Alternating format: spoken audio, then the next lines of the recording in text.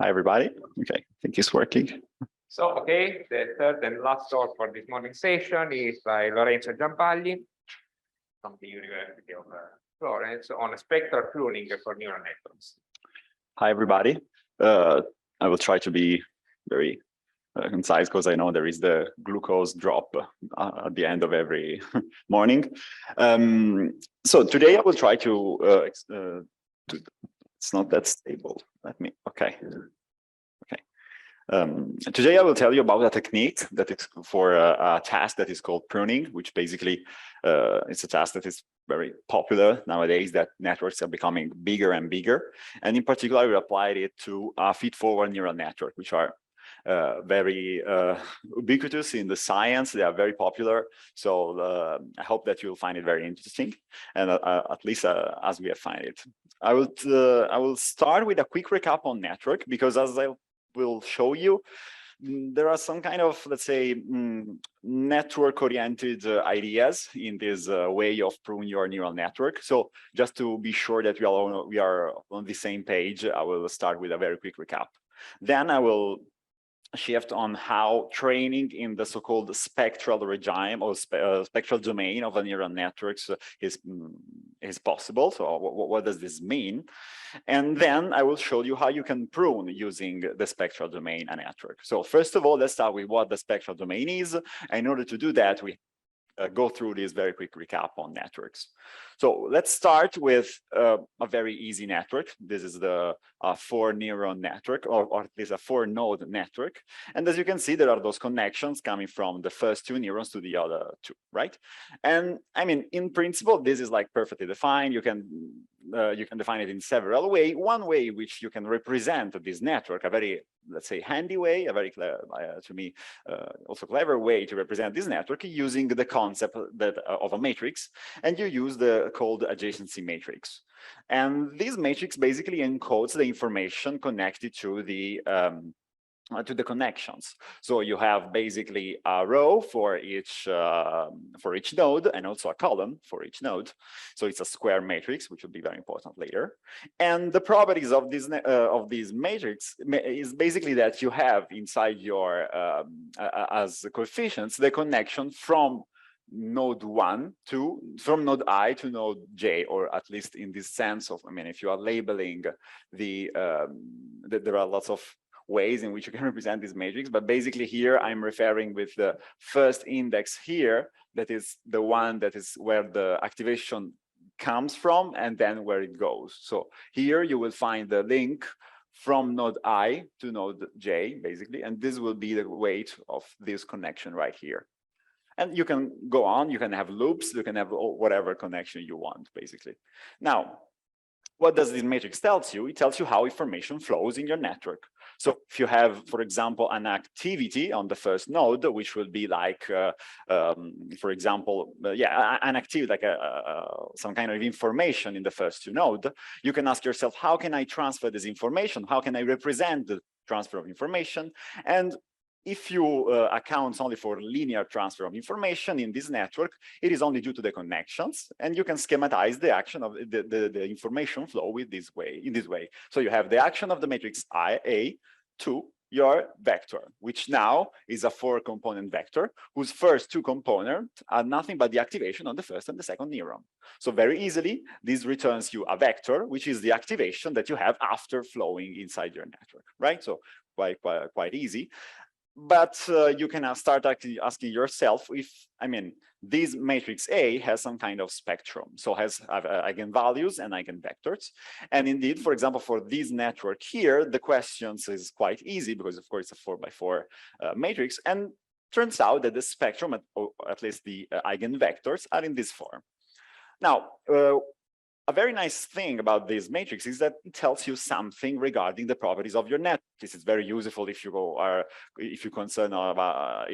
are interested in dynamics on your network, for example. Those stuff is very handy. But here, what it tells you is, for example, that let's look at the first eigenvector, so the first row here. This eigenvector here tells you that there is a main channel of communication, at least one channel of communication, which is this one. So it basically tells you that if you have an activity on the first node, I mean, this activity is going to be to have some kind of effects on the fourth and third node. So on the fourth and the third node. And how this is what the, I mean, one thing that the phi matrix here, so the eigenvector matrix, is telling you about the network. And I'll try to convince you that with this way, I mean, with this in mind, you can also, like, you can start applying the same properties, or you can ask yourself these kind of questions inside a feed-forward neural network and use this way of framing things to train them. Now, let's start with a very easy step, of course, the easiest step, which is, for example, going from one layer to another in a feed-forward neural network.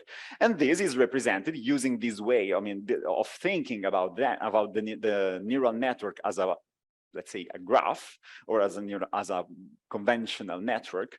You have the adjacency matrix of the transfer of information from layer K to layer K plus 1.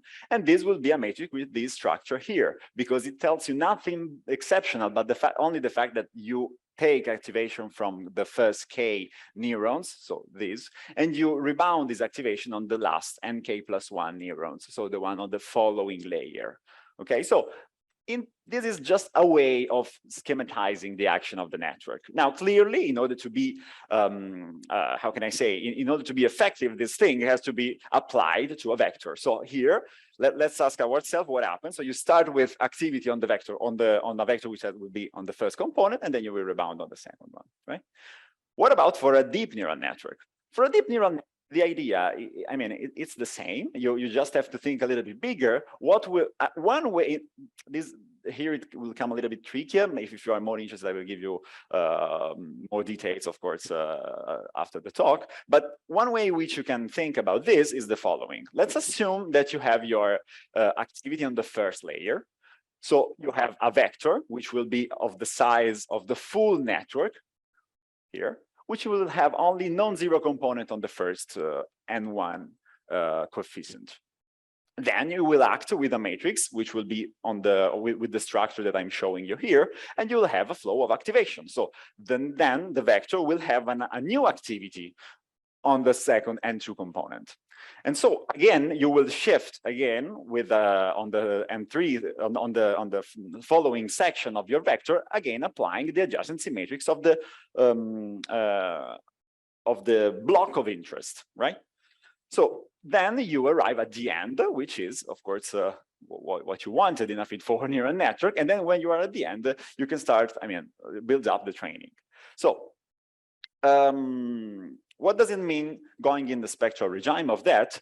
Basically, going in the spectral regime means start with a question. And the question is, if we are in the direct space, everything is represented with this matrix here. So the transfer information is defined like that. No very big deal, quite easy. Now, is it possible to write this thing in this way? So basically, we will reason exactly in the same way as before, but with quite a tricky part. Why the tricky part? The tricky part is that if you look at this matrix here, actually, I mean, it's not diagonalizable. It's full of zeros right here. So like it's kind of a tricky question when you look at it in the very first place, right? Yeah. Oh yeah, for sure. Here I'm just describing the linear transfer. Then after each transfer, so after applying each adjacency matrix, you will apply in a conventional feed-forward neural network regime the nonlinear one, the nonlinear activation. Here I'm ignoring them because I'm trying to look only at the network structure, but of course in what we'll tell you there will be activation functions. Now, the thing is that actually it turns out that if you start with an eigenvector matrices that has this structure right here, then very interesting stuff happens, because then you can say, oh, okay, let's build phi k like this. I mean, I can do that. So this is quite a tricky part, and it's very delicate. What will happen is that I will not diagonalize the matrix I've shown you, right? So I will repeat this again, but it's quite important stuff. Then I will build up a lambda matrix like that. and then an inverse matrix, which is like that of the matrix phi, which turns out with very, very easy calculation that is analytical, and you can express in terms of the phi matrix like that. Now, if you apply three matrices, one following the other in this way, you will get a matrix that has this form. So the form is basically exactly the same as before, with only the exception that now there is this diagonal term here, right? But the thing is that, and this is quite important, those two matrices has the same action. So those two matrices here, this one, which is the naive one, and this one, which is the one that we have constructed starting from eigenvalues and eigenvectors, has exactly the same off-diagonal component. And so when you will act on a vector, which is your activity vector, if this vector has no component in this section here, so here is full of zeros, like the one I've showed you at the beginning, the transfer of information will be the same. In a minute, I will show you what this means in terms of having changed the topology of the network. But the take-home message until now is that it is possible to construct a matrix that acts like the, let's say, naive adjacency matrix starting from the properties of phi and lambda. And the properties are the one I've shown you. So if the structure is like that, no worries. So then you apply, of course, these new adjacency matrix at its transfer, which will be, of course, decomposed in terms of eigenvectors and eigenvalues. So you, of course, chain them with a nonlinear function, and then you arrive with ad optimization. So now I'll tell you that I have my linear transfer of information in my network defined starting from phi and lambda.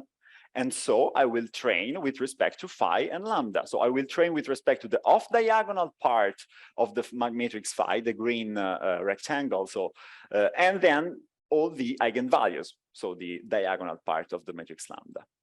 This is how I'll reframe everything. Yeah.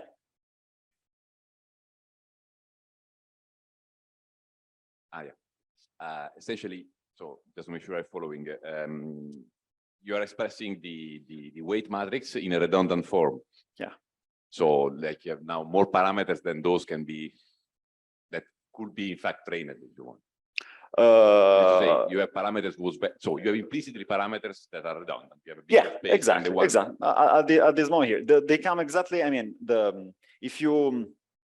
Yeah, basically yes. At the moment, yes, because I have the off-diagonal part of the matrix phi, which is exactly as the same, which has the same dimension as the weight matrices, and then I have the eigenvalues. And so the input-out process in the network proceeds identically in your parameterization than in the original one. So you have exactly. Yeah, exactly. Actually, I hope that in the end, if the message is clear, it will be like quite a silly thing, right? But what will be unexpected are the results when you analyze this stuff here. So you can do actually something a little bit more, which is compute the calculation, the exact calculation. So I have a matrix phi, I have a matrix lambda. I will do exactly this product right here. And I will try to extract precisely the weight of the connections. This is a calculation that can be done because phi is analytical, and turns out that this is the form of the calculation. So if you start with your pen and paper, you arrive at this form here, which is that every single connection is linked to the matrix phi, of course, the eigenvectors of diagonal component, and with the eigenvalues and eigenvectors. So basically, lambda start are what I'm calling the first nk eigenvalues, and lambda final, the last nk plus 1 eigenvalues. So this is how those two parameters communicate. So eigenvalues and eigenvectors communicate with this very simple and quite silly closed formula. So now that we have this closed formula here, we can start applying the linear transformation to our feed-forward neural network. So we act on a vector which lies, for example, on the layer k-1, and this flows on the following layer.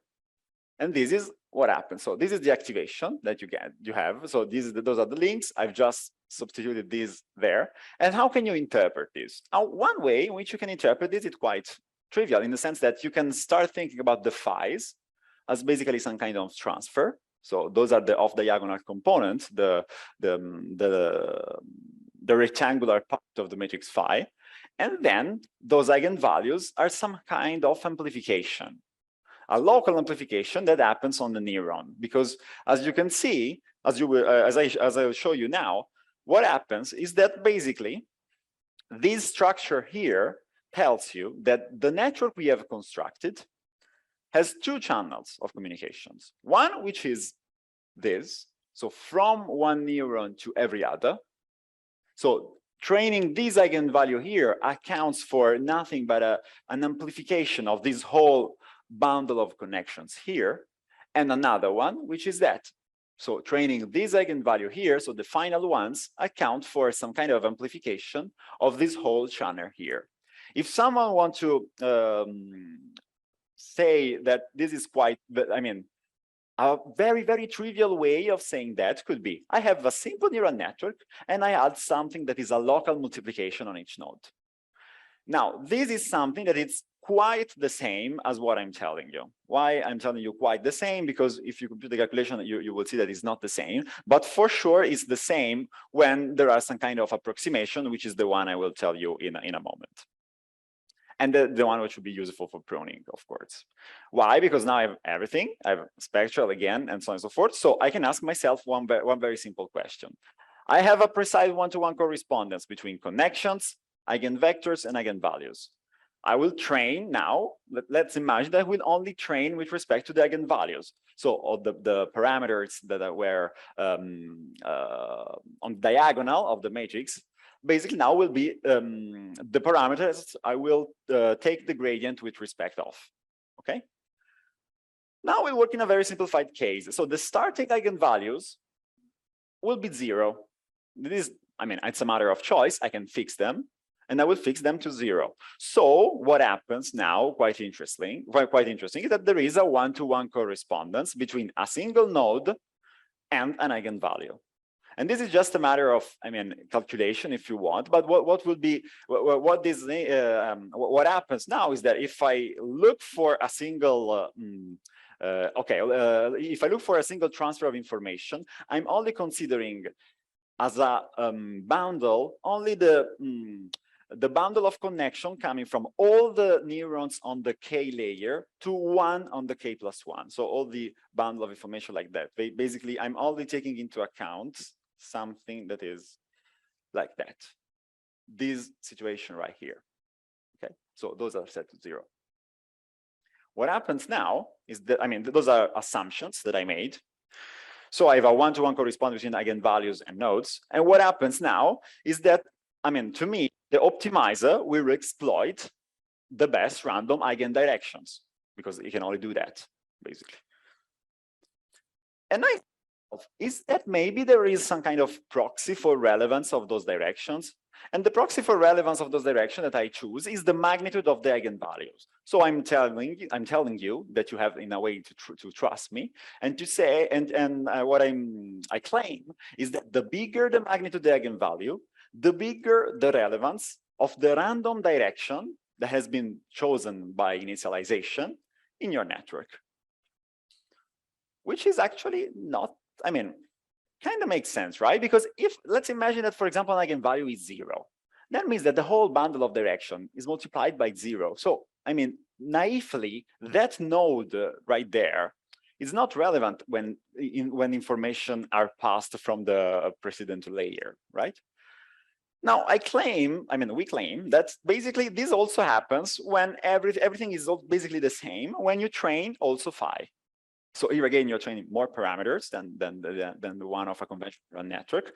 But actually, the shift, it's not that much because it scales linearly the number of neurons that you have. So I'm only adding a number of parameters that is basically the number of neurons I have in my network, which for lots of neural network applications is basically negligible. So how do I proceed in the pruning now? Now I train in the with eigenvalues and eigenvectors, and you have to trust me if you want to have more information. I'm happy to give you later. But when you train in the spectral regime, so eigenvalues and eigenvector, you get exactly the same results. I mean, it's quite nice, right? That when you train in the direct space, or when you train every connection. So now that I can proceed as follows. I want a smaller network, and I can you tell me which percentage of neurons you want to remove, and I have my network. Either this can be trained or not at this level. So we are just discussing now, and I will say, okay, let me compute the distribution of all the eigenvalues in my network, which are again in correspondence with one neuron in my network. And so what I will do then is compute the pth percentile of this distribution, which will account, reflects on only focusing on some nodes inside my network. And then if the magnitude of the eigenvalue is smaller than the threshold that I found, I will remove the node. This is my algorithm, okay? Of course, I can do several things now because I have a kind of over-parameterization. So what I can do is starting with, say, I will train only the eigenvalue in my network, which is, something I can do. And then I will evaluate the magnitude of this eigenvalue. And of course, I will remove the percentage of the neurons that I want to. And then I will train the leftover eigenvectors. Or what I can do is train everything and again evaluate the eigenvalues, and then I will prune according to this proxy relevance. Okay, there are those two strategies.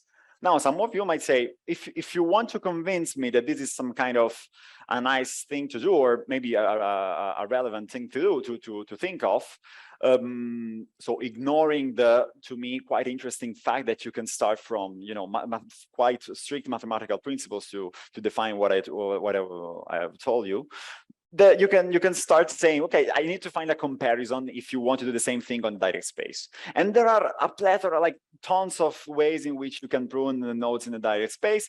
But we wanted something that was, again, deeply connected with the network structure, right? Because we are thinking in this regime here. So what we wanted was something connected to the connection with the network structure, with the network structure. So what we came up with was this, and turns out that the absolute incoming connectivity, which is nothing but basically the sum of the absolute value of each connection inside your of each node, the incoming connection of each node, is also something that is used in some techniques. So it's not completely out of the blue. So the following algorithm will be the one in direct space. We train everything, then we will evaluate the absolute incoming connectivity, and then we will prune according to the absolute incoming connectivity. So we will think about it as the proxy of relevance of a node. Those are the results we get. This might be quite an unfair way of presenting them, but I think that the concept is clear anyway. So here what I'm doing is training a network with the three techniques I've shown you. And then I will prune them with the three techniques I've shown you. So in the first, let's start with the yellow one. I train in the direct space. I compute the absolute incoming connectivity, and I want to remove as more neurons as possible. And as you can see, the accuracy immediately drops if you take the incoming connectivity as a proxy. Then another thing I can do is start by training everything, so the whole spectrum, which of course is the same in terms of accuracy, and then I will remove according to the eigenvalue. So again, the accuracy drops, but quite later. So it means to me and to us the fact that having that basically we have put inside the network some kind of a way, we have inserted in our network those eigenvalues, which are some kind of connection between an observable that is easily accessible and what the optimization process and the gradient. So basically, the gradient will change these parameters in a way that I will accept, that I can access. This is the idea behind this pruning here. So if it is 0, it means that it is not that relevant. This is how you have a question? Oh, no, sorry. Okay. So the other. Oh yeah, please.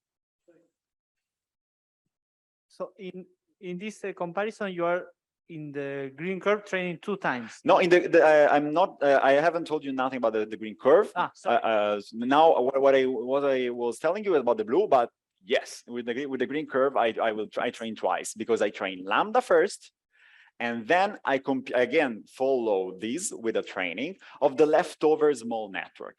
Okay, so in terms, I mean, of course, like critics that I've been told quite often is that, of course, it's not, I mean, that fair, this comparison, because there is one training procedure and then a two training procedure. But what I want to point out is the number of parameters that you've used, because here you have trained for a number of, here, of course, the 100% is missing, is going to 98%. But here is what has happened is that I've trained an n number of parameters, which are the one inside my number of neurons. And then I've trained only the 2% of the leftover modes. So very, very small network of training. So as a kind of pre-training procedure, it looks quite well. And this is an example, but we've tested it with basically other regimes. So we've tested with different data set, also with CIFAR10 data set, which is another quite standard data set, and with ELU function. With the CIFAR10 data set, of course, using feed-forward neural network is quite pointless. You need to employ convolutional neural network. And so we use the feed-forward neural network as a backbone inside our network. Everything has been implemented in TensorFlow, so you can find this as a single layer that instead of being instead of called dense layer, you call the spectral layer, and everything will work exactly the same. You will have everything, the speed is exactly the same. Also, we found that sometimes if you train only the eigenvalue, the speed is even faster, of course, but you're training a less number of parameters. So, but then everything is quite easy accessible, and we want to implement also an algorithm for sparsity. So you can follow up everything in this page here, and we are planning also to do some kind of tutorial in the workshop session. So if you're interested, I'm happy to discuss. And in the future, we want to extend this to convolutional neural network. So we are still working on that. And I mean, it looks quite feasible. And then we want to test it with advanced structures like transformers and so on and so forth, multi-support for Julia and PyTorch. And of course, we would love to have some kind of analytical bounds for this new way of training. This is my group. Of course, the three of them will also be here at the conference, and this is my advisor in Belgium. So of course they are also here, happy to discuss with you about these methods. Thank you again, and I'm here for questions also later if you want.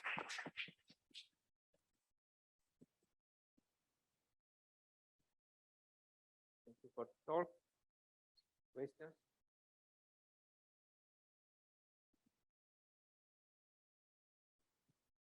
Thanks a lot. I just have a question, like going back to the lines that where you compare the green, blue, and orange. Yeah. So the keras pruning that is available in keras where you train, Sorry? and the pruning that is available yeah. in keras that you train and you prune and you retrain, is that compared? Like, is that kind of the orange line that you get here? Would that be equivalent, or where would it land? If you do the same thing in the direct space, you mean, so with the absolute incoming connectivity, we haven't tested this. Actually, how can I say? Here, the thing is that we wanted to be able to train as less parameters as possible. So if you train with your technique, you will start training the whole range of connections, and then again something that the scales like the whole range of the range of the leftover connections. So somehow then we should have done also the same with this regime here. So training again phi and phi. So this was not what we were focusing on, because we wanted to minimize as much as possible the number of parameter used. Again, maybe this is not the best way to present these results, but definitely what I think is that if I do exactly what you're saying, this curve here will be basically around there. So the two training process inside a feed-forward neural network, if I train every time everything, basically will make you find a very nice approximation. So again, the point is not the accuracy, but is the algorithm to find the smallest network with like as few parameters as possible. This is like to me the nice thing about this algorithm, because you start with a number of parameters. It's on the order of the nodes. And then you find the smallest network somehow, at least in according to our case. But again, I totally with you that it would be the same. So, okay, so would you say that then imagine you want to put that on FPGA, your network? In this case, your approach would be much better because, for example, not all chips would actually ignore the zero weights that you would get with the standard pruning procedure that you have in Keras. While in your I'm not sure if I know the FPGA network. no, I mean, if you put it on a chip, if you want okay. to put if you want to put your network on a chip, so you want to have Yeah. an ultra fast inference. Yeah. So in this case, if you use the standard Keras pruning, in principle, you cannot really fully utilize it on all chips because not all, I mean, the hardware not for all chips allows you to actually not use resources if Exactly. your weight is zero. So you Exactly. have to actually write additional, algorithm for this, and you cannot do it for all of the chips. So then in this case, with your pruning technique, you would get a very small network without any basically pruning. So the final network that you get has very small number of parameters without something being zero. It just has a small number of parameters or not. So that's the question. Yeah, I mean, the cool thing about this, and it is something I'm working on basically right now, is that with this technique, you get a small dense network. But usually what you get with pruning, I mean, with the conventional link pruning, you have a sparse network. So here you really have a small one. Like if you apply the algorithm, in the end, you will get, if you meant the code, let's say, in the end, you will get a network that is much smaller. It's not sparse. It's really like the number of neurons will be less. Exactly, but this is, I mean, a fantastic benefit for something that you want to go and put on ultra fast, chips, right? If you want to put that in a FPGA, this is significantly better than other pruning techniques. I'm glad to know this. I'm glad to know this. We have, yeah. Listen. It would be nice. I mean, if you have something in mind, we can discuss later. For sure. Thanks for the great talk. Can you use this method to prune the input data as well? Like, I'm sure you can get some eigenvalues for the representative data, and maybe it's not that important. And can you remove them? You can actually. We have tried it again with kind of silly data set, but I've also tried this with the regression, very easy regression task. And in principle, what you will do is that for the first layer, the formula will be quite a little bit different, but then you will have again an eigenvalue for the node. And if this eigenvalue is 0, you will remove the input node. So this is something you can do. Yeah. I mean, in the end, someone would say me also, you can also think about this as putting a parameters in each node that is a scalar that can be trained and influence every connection. This, except for the first layer, will be exactly what happens. And I mean, this is another way of telling everything. To me, it's a little bit less catchy, so it's not the way, but it's another way of thinking about that. The thing is that with this way of reasoning, you end up with, with something that has properties, mathematical properties. You start thinking from the network, and then you go through the whole process. So this is what you gain. Yeah. Please. Thank you. I'm thinking quite about the application of these methods. And have you ever tried it on regression problems?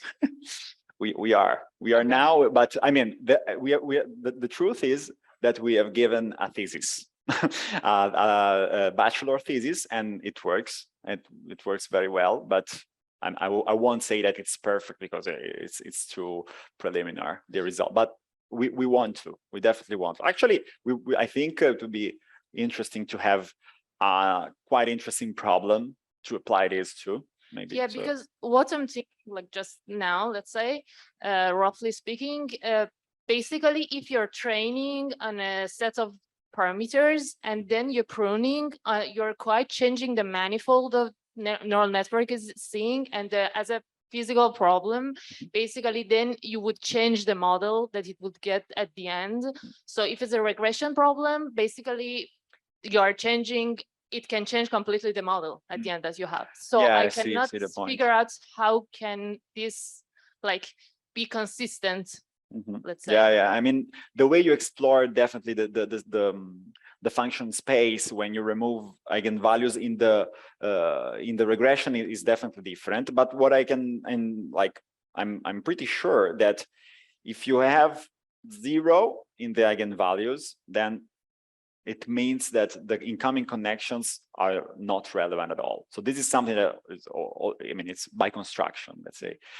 But of course, the highly nonlinear function you apply at the end during the non-regression task, like classification, it's something that definitely will drive somehow the sparsity of the eigenvalues. Also, something quite interesting that we have tested and works amazingly well, at least for the moment, is doing regularization on eigenvalues, which really shrinks everything a lot. So if you regularize the eigenvalues and not the connections, you can also shrink a little more. But you're right. I mean, we don't know. We have kind of the intuition that might work, but very simple stuff. Thank you. Thank you. Okay, I think we can close the session here. So thanks, James. Thank you.